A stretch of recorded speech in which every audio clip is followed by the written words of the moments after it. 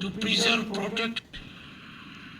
We cannot have a situation where you direct President of India.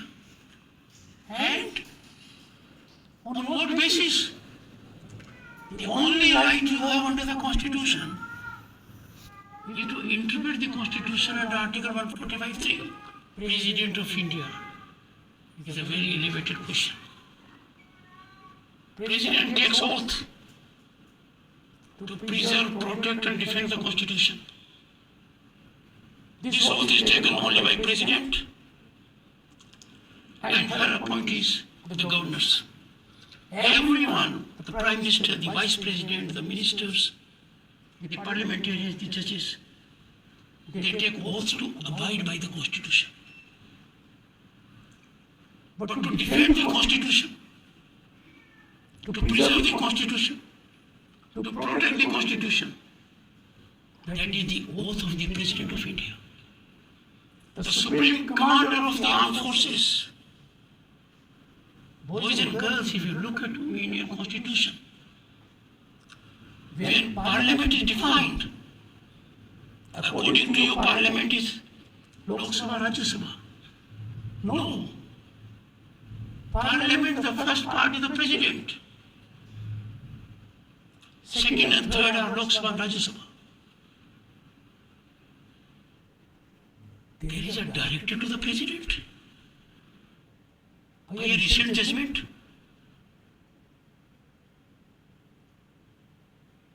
Where are we heading? What is happening in the country? We have to be extremely sensitive. It is not a question of someone filing a review or not. We never bargained for democracy for this day. President being called upon to decide in a time-bound manner. And if not, it becomes law. So we have judges who will legislate, who will perform executive functions, who will act as super parliament, and absolutely have no accountability. I have no doubt Parliament cannot script a judgment of a court. I have no doubt about it. Parliament can only legislate and hold institutions, including judiciary and executive, accountable. But judgment writing, adjudication is the sole prerogative of judiciary, in as much legislation is that of the Parliament. But are we not finding this situation getting challenged? I am saying so because very frequently we are finding that executive governance is by judicial orders. When executive, the government is elected by people, the government is accountable to Parliament. The government is accountable to the people at election. There is a principle of accountability in operation. In Parliament, you can ask questions, critical questions, because the governance is by the executive.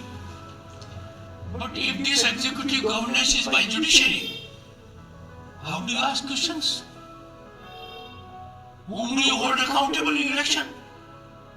Time has come when our three institutions, legislature, judiciary and executive, must blossom. And they blossom best, and best for the nation, only when they operate in their own area. Any incursion by one in the domain of the other poses a challenge, which is not good. It can upset the apple cart. The relationship between these three must be wholesome, soothing, one of deep understanding, coordination, co-liaising, not to show